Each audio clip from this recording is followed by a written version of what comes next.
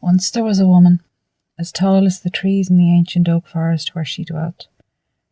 Her long black hair reached her knees when she let it fall, draping her thin shoulders in a cape of ebony velvet. With skin pale as bone, she shone in the moonlight, lying on her side, cradling a swollen belly in a nest of moss. Nestled under leaves nearby, 99 daughters snore gently. Her name was Julia Mhor. At the Boundary River, her eldest daughter, Saoirse, scans the horizon. She is watching. She is waiting. The stones have foretold a great sadness is coming. Julia Mhor will birth her baby girl this night in the glade under the moonlight. Julia knows of the sadness. It was she who cast the stones. Julia feels a stirring in her groin. A great pain stretches her belly as she climbs onto all fours, her hair carpeting the moss, hiding her face. And she reaches back and moves her tail, wrapping it around her thigh. With an arched back, the howl starts in her pelvis bone and escapes into the night like a demon, dancing in front of her eyes. She may crack open. The universe is pushing through her, spreading her wider than is possible. She screams out to Dane and Mother God to intervene. Then she senses them, crouching in the shadows and the tree trunks. They are all around her now, a malevolent force that smells stagnant. Sweat falls with a soft thud onto the stone under her hands.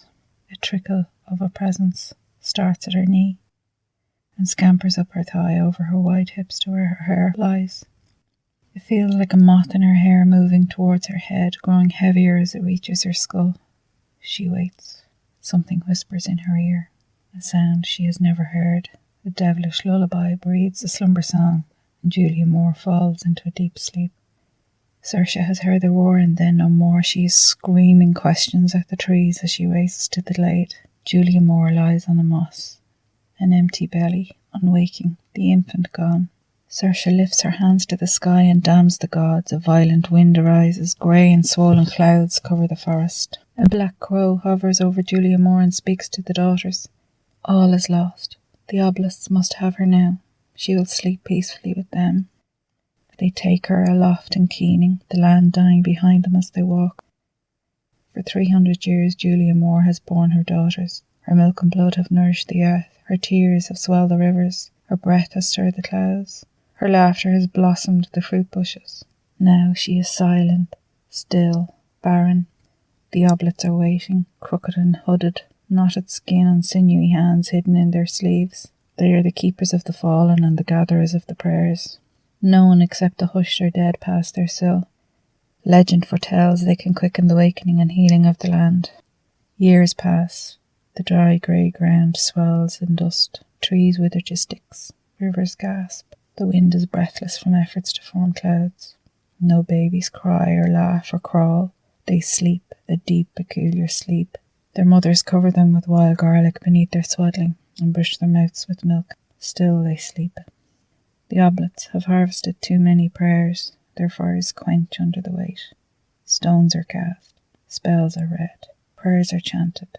Sacrifices are made. Promises are broken.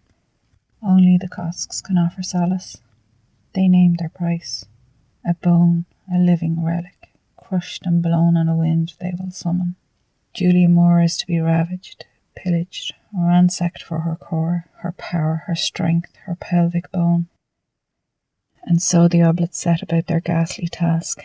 They grasp inside her cavern and stretch and scrape and wrench, and finally they heave a bloodied pelvis and drag it to the priory of the Rock Cosks. A string of black-clad crones await to further boil and scour the bone till white and dry. Their chisels and mallets tame the massive hips to relic size. Pestle and mortar pair the airborne seed.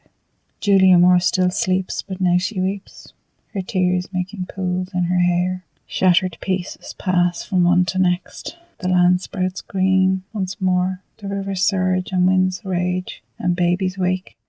In the cave, the oblets beseech the gods to retain their secret covenant. Reminders of their unholy fusion are the soiled gauzes in which they swaddle Julia Mhor and mop her tarn of tears.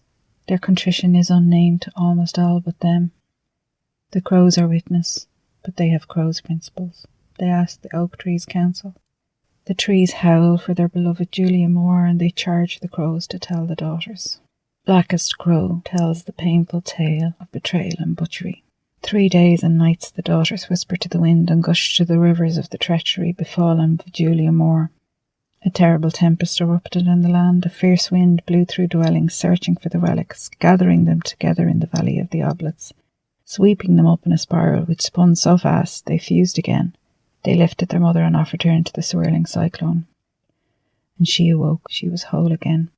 For 3 days and nights they chant to Dana and carve small figures of Julia Bug. They place these figures around the roots of the trees and the shores of the rivers. They keen and rock and weep for their sister and daughter.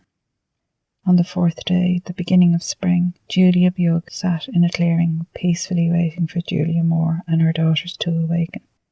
As a gratitude, the daughters bestowed the small carvings to villagers to ensure healthy crops and children forever.